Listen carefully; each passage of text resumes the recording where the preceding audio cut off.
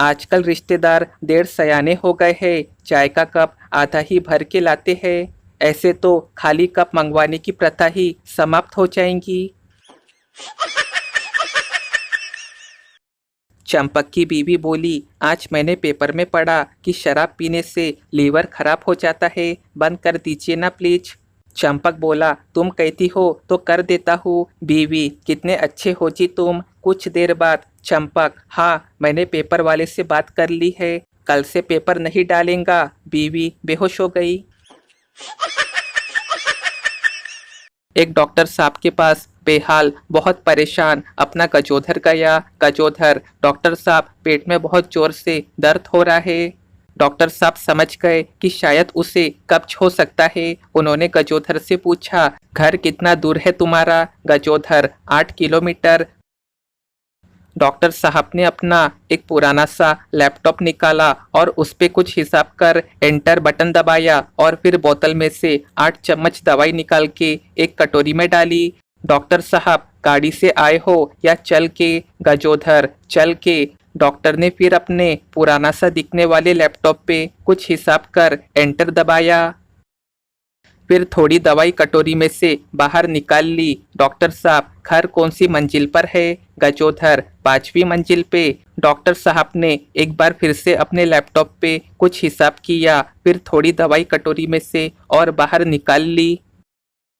Doctor साहब, घर की बिल्डिंग में लिफ्ट है या सीढ़ियाँ चढ़ के जाओगे? गजोधर, सीढ़ियाँ। डॉक्टर साहब ने कुछ देर सोच के फिर से अपने लैपटॉप पे कुछ हिसाब किया और फिर थोड़ी दवाई कटोरी में और डाल दी।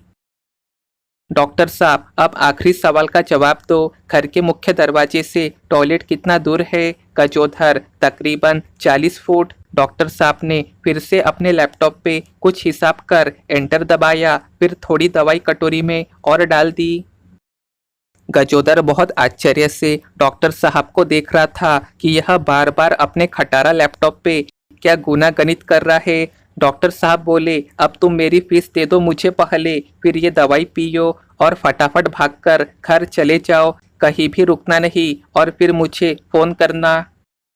गजोधर ने वैसा ही किया। 2 घंटे बाद डॉक्टर साहब के यहाँ गजोधर का फोन आया और वो एकदम सुकून भरी आवाज में बोला, डॉक्टर साहब, दवाई तो बहुत अच्छी थी आपकी, सारी तकलीफ दूर हो गई, पर आप अपना कबाड़ी लैपटॉप बेच के जरूर बिल्कुल नया लेटेस्ट मॉडल लैपटॉप ले लेना, क्योंकि मैं 5 फुट से हार गया।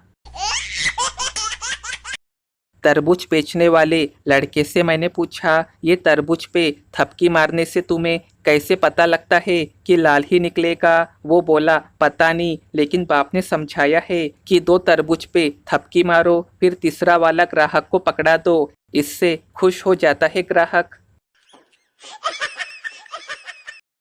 कल बीवी बोली, आज मुझसे उसी तरह व्यवहार करो जैसे शादी से पहले करते थे। मैंने गाड़ी निकाली, डिनर कराया, आइसक्रीम खिलाई और उसके घर के बाहर छोड़ भाग आया। तब से ससुर जी के फोन पे फोन आ रहे हैं। एक मुकदमे की सुनवाई होने जा रही थी। दोनों तरफ के गवाह भी पहुंच चुके थे। जज ने वकीलों को कार्यवाही बढ़ाने को कहा तो पहले वकील ने गवाह को पूछते हुए कहा, गवाह एक काफी बूढ़ी औरत थी। वकील ने उससे पूछा, क्या आप मुझे जानती है? बूढ़ी औरत, हाँ जानती हूँ, अच्छी तरह से। मैं तो तुम्हें तब से जानती हूँ जब से तुम जवान हुए हो, और एक बात सच बोलती हूँ कि तुमने मुझे बहुत निराश किया। तुमने अपनी पत्नी से झूठ बोला, उसे धोखा दिया, लोगों को ठगा और उसकी पीठ पीछे बुराई की। तुम अपने आप को बहुत बड़ा आदमी समझते हो, पर तुम्हारे पास कभी भी दूसरों को देने के लिए इन 2 कौड़ी के पेपरों के अलावा कुछ नहीं है। हाँ, मैं तुम्हें जानती हूँ। ये सुन के वो वकील हैरान हो गया। उसे ये पता नहीं लग रहा था कि वो क्या करे। उसने दूसरी तरफ हाथ दिखाते हुए पूछा, मैडम, क्या आप मिस्टर गजोधर को जानती है जो दूसरे पक्ष के वकील है? बुढ़िया औरत फिर कहती है, क्यों नहीं जानती?